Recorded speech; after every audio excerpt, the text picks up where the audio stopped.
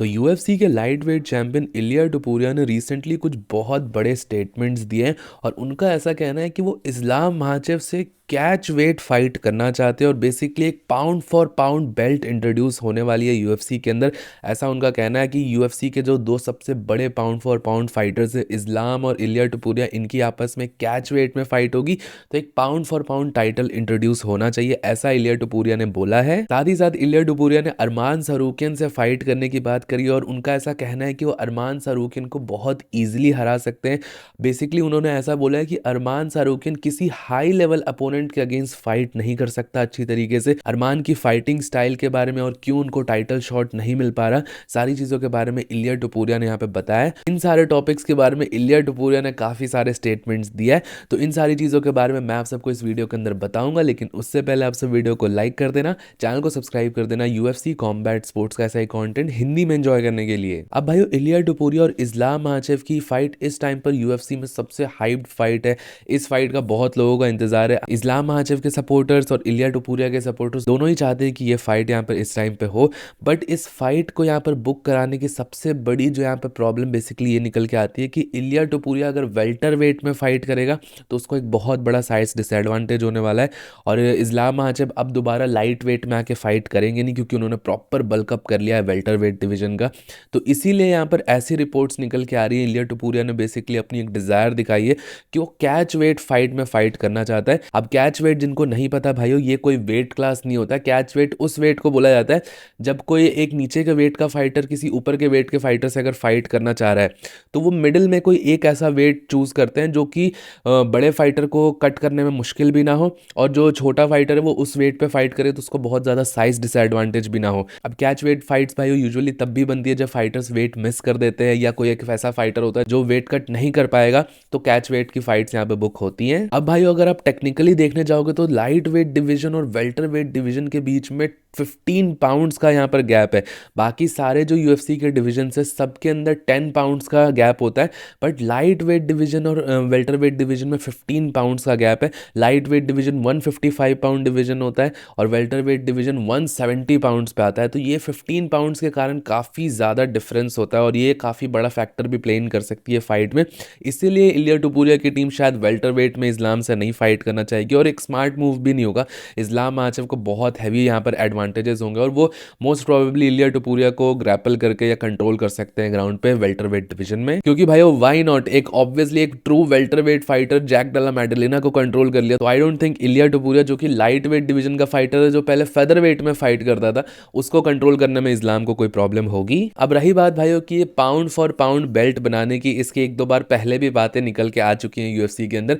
मुझे ऐसा लगता है कि ये पाउंड फॉर पाउंड टाइटल काफी ज्यादा पॉइंटलेस होगा। ऑलरेडी भाइयों यूएफसी के अंदर एक पॉइंटलेस टाइटल है बीएमएफ टाइटल, ये यहाँ पर इंट्रोड्यूस हो गया था यूएफसी को, अब उसमें समझ नहीं आ रहा क्या करना है। एक पाउंड फॉर पाउंड टाइटल आ जाएगा, वो भी काफी ज्यादा यूजलेस होगा क्योंकि पाउंड फॉर पाउंड लिस्ट ही अपने आप में बहुत ज्यादा यूजलेस है।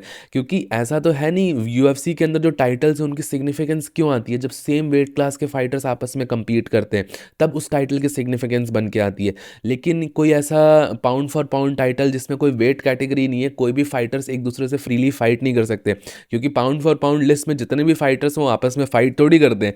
कोई हैवी वेट का फाइटर है, कोई फ्लाई वेट का फाइटर है, उसमें कोई लाइट वेट का, आपस में कभी फाइट हो नहीं सकती है। एक इमेजिनरी लिस्ट है और ऐसी किसी इमेजिनरी लिस्ट पे कोई टाइटल बनाया जाएगा तो वो टाइटल की भी इमेजिनरी ही यहाँ पर वैल्यू होगी, कोई रियल वैल्यू ऐसे होगी नहीं। अब रही बात भाई बीएमएफ टाइटल की, तो अगले हफ्ते होने वाली एक बहुत बड़ी BMF title fight Charles Oliveira max Holloway के बीच में। तो इस फाइट के ऊपर अगर आप सबको प्रेडिक्शंस करनी है, मेरी क्या फाइट प्रेडिक्शंस रहने वाली है, साथ ही साथ यूएफसी फाइट से रिलेटेड सारी डिटेल्स आप सबको मैं अपने टेलीग्राम चैनल पे अपडेट कर दूंगा। तो अगर आप सबको भी प्रेडिक्शंस वगैरह डालनी है तो जरूर से मेरे टेलीग्राम चैनल को ज्वाइन कर लेना, उसका लिंक आप सबको नीचे पिन कमेंट्स में मिल जाएगा। अब मेरा यहाँ पर बस यही कहना भाइयों कि ऐसा कोई टाइटल इंट्रोड्यूस करना कोई भी नेसेसिटी नहीं है। मे बी यहाँ पर ऐसा हो सकता है कि एक वन टाइम ऐसा एक कैच वेट फाइट बुक करी जाए। हालांकि डेना वाइट ने पहले से ही बोला है कि वो कोई कैच वेट फाइट बुक नहीं करते हैं यूएफसी के अंदर, उनके हिसाब से कोई भी कैच वेट फाइट नहीं होती है। हमेशा हमेशा फाइट वेट डिविजन्स के अकॉर्डिंग ही बुक करी जाती है, बट क्योंकि यहाँ पर कोई फाइटर मिस वगैरह करता है वेट, तब यहाँ पे मजबूरी में कैच वेट फाइट डाली जाती है। तो ऐसा यहाँ पर एक प्रोविजन यूएफसी एक टाइम के लिए डाल सकता है शायद, कि इलिया टोपुरिया और इस्लाम माहाचेव की कैच वेट पे फाइट डाल दी जाए, एक ऐसे सुपर फाइट कराने के लिए, कोई टाइटल लाइन पे ना हो। तो इस तरीके से चीज़ें हो सकती हैं, लेकिन इसकी बहुत कम पॉसिबिलिटी है फिलहाल के लिए। बाकी भाइयों, आप सबका इस बारे में क्या सोचना है? क्या एक कैच वेट फाइट होनी चाहिए या किसी डिवीजन में ही होनी चाहिए, लाइट वेट या वेल्टर वेट पे? मुझे नीचे कमेंट सेक्शन में ज़रूर बताइएगा। अब यहाँ पर बात करते हैं इलिया टोपुरिया ने अपने डिवीजन के बारे में क्या बोला है। बेसिकली उनके डिवीजन लाइट वेट डिवीजन में अरमान सारूकियन की बहुत ज़्यादा बातें करी जा रही है। उनसे बेसिकली एक क्वेश्चन पूछा गया कि अरमान सारूकियन से वो फाइट क्यों नहीं करना चाहते, एक्सेट्रा एक्सेट्रा। अब इलिया टोपुरिया ने एक बहुत इंपॉर्टेंट चीज़ बताई है यूएफसी के मैच मेकिंग के लिए। मैंने आप सबको पहले भी बोला है, आप या कोई भी फाइटर अगर यहाँ पर यूएफसी के अंदर है, तो वो सीधा यूएफसी को कॉल करके ऐसा नहीं बोलता है कि हाँ भाई मुझे डेना वाइट, मुझे इस वाले फाइटर से अगली फाइट करनी है, चलो बुक करो ऐसी फाइट। ऐसा नहीं होता है। यूएफसी यहाँ पर सामने से आपको ऑफर देती है कि ये फाइटर्स अवेलेबल है, ये फाइट की तरफ जाना चाहती है यूएफसी, इस तरीके से मैच मेकिंग करना चाहती है। और इलिया टोपुरिया का ऐसा कहना है कि अरमान सारूकियन उसको कभी ऑफर ही नहीं हुआ है, वो खुद रेडी है अरमान सारूकियन से फाइट करने के लिए। अगर यूएफसी सामने से बोलती है कि उसको अरमान से नेक्स्ट टाइटल डिफेंस करना है, तो वो रेडी है उस चीज़ के लिए। लेकिन यूएफसी यहाँ पर अरमान सारूकियन के डायरेक्शन में देख ही नहीं रही है, उसको अभी टाइटल शॉट के लिए कंसिडर नहीं कर रही है, इसीलिए ये फाइट यहाँ पे बुक नहीं हुई है। और भाइयों, सिर्फ इतना ही नहीं, इलिया टोपुरिया ने अरमान सारूकियन के पूरे फाइटिंग स्टाइल और फाइटिंग कैपेबिलिटीज़ को ही क्वेश्चन कर दिया है। अब अरमान सारूकियन इस टाइम पे बहुत डेंजरस लगता है, किसी को भी हरा सकता है लाइट वेट डिवीजन में, बट इलिया टोपुरिया थोड़ा डिफरेंट कंसिडर करते हैं। उनका ऐसा कहना है कि अरमान सारूकियन सिर्फ वीक अपोनेंट्स या उन अपोनेंट्स जो उससे डर जाते हैं, उसकी रेसलिंग से डर जाते हैं, सिर्फ उनको ही हरा सकता है। क्योंकि अरमान सारूकियन को जब भी कोई हाई लेवल अपोनेंट दिया गया है या जो अपोनेंट ग्राउंड पे अच्छा होता है, उसके अगेंस्ट अरमान सारूकियन काफ़ी ज़्यादा स्ट्रगल करता है।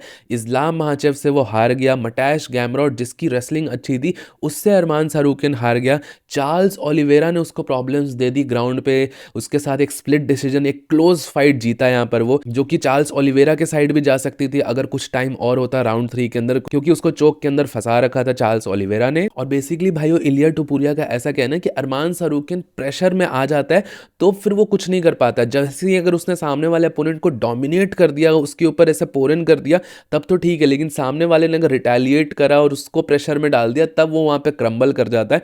और ये चीज़ इलिया टोपुरिया के साथ नहीं हो सकती। उसका ऐसा कहना है कि वो अपने ट्रेनिंग कैंप में अपने आप को पूरी लिमिट्स तक पुश कर देता है। उसको पता है कि जब चीज़ें नहीं काम कर रही होती है तब क्या करना है, तब भी वो गिव अप नहीं करने वाला है। और बेसिकली एक बहुत गैंगस्टर वाली लाइन मारी है। और इलिया टोपुरिया का ऐसा कहना है कि उसको लिटरली ऑक्टागन के अंदर मारना पड़ेगा, तभी वो यहाँ पर सामने वाला अपोनेंट उसके अगेंस्ट फाइट जीत सकता है। और वो मरने के लिए रेडी नहीं है, वो अपनी लाइफ को बहुत ज़्यादा पसंद करता है, तो वो किसी भी हाल में मरने वाला नहीं है, और इसीलिए वो कभी किसी फाइट को हारेगा नहीं यूएफसी के अंदर। अब भाई ये काफ़ी क्रेजी लाइन है इलिया टोपुरिया की तरफ से, but at the same time यहाँ पर ये चीज़ जो है अरमान सारूकियन के बारे में इलिया टोपुरिया ने बोली है, ये चीज़ मैंने भी अपनी वीडियोज़ के अंदर बोला था, और बहुत सारे लोग अरमान के फैंस वगैरह वगैरह मुझे ऐसा बोला तो तुझे बहुत ज़्यादा पता है एक्सेट्रा एक्सेट्रा।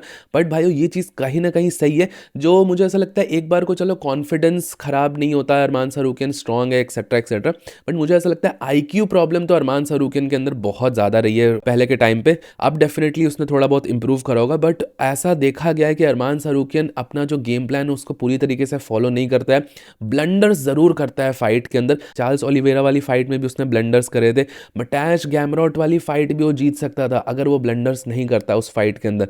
डेफिनेटली यहाँ पर स्ट्राइकिंग वगैरह इन्वॉल्व करता है, स्ट्राइकिंग गेम प्लान लेके आता है, तब उसको यहाँ पे प्रॉब्लम्स होती हैं। और मैं ये चीज़ भाइयों अभी भी कहूँगा कि इलिया टोपुरिया को अगर लाइट वेट डिवीजन में कोई हरा सकता है, सबसे ज़्यादा अगर फिलहाल किसी के चांसेस हैं, तो वो यहाँ पे अरमान सारूकियन के ही हैं। और अरमान सारूकियन शायद टॉप 5 के बाकी सारे फाइटर्स को भी हरा सकता है, बट अरमान सारूकियन की जो चीज़ यहाँ पे वीकनेस बताई इलिया टोपुरिया ने, कि जब इलिया टोपुरिया उसके टेकडाउन्स को स्टफ कर देगा, जब वो ग्राउंड पे यहाँ पर सामने से यहाँ पर चीज़ों को करेगा और अरमान सारूकियन का गेम प्लान यहाँ पर इंप्लीमेंट नहीं हो पाएगा, तब क्या वो प्रेशर हैंडल कर पाएगा उस लेवल का। इलिया टोपुरिया ने ऐसा बोला था कि इस्लाम यहाँ पर वो सारी गलतियां नहीं करते, क्योंकि इस्लाम के पास वो चैंपियनशिप मेंटालिटी है, चैंपियनशिप एक्सपीरियंस है, बट अरमान सारूकियन ये गलतियां करता है, ये ब्लंडर्स करता है। और ये चीज़ आज इलिया टोपुरिया ने भी कोट करी। बाकी भाइयों, आप सबको क्या लगता है, अगर इनकी फाइट होती है तो कौन जीतेगा, इलिया टोपुरिया, अरमान सारूकियन? मुझे नीचे कॉमेंट सेक्शन में जरूर बताइएगा। टिल देन भाइयों, वीडियो पसंद आया होगा तो प्लीज़ वीडियो को लाइक, चैनल को सब्सक्राइब कर दीजिएगा। मिलता हूँ आप सबको नेक्स्ट वीडियो में अगले अपडेट के साथ।